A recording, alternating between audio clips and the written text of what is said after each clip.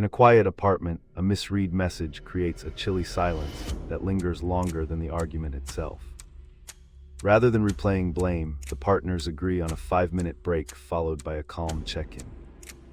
They share one specific observation, one feeling, and one small action they will do differently, no excuses.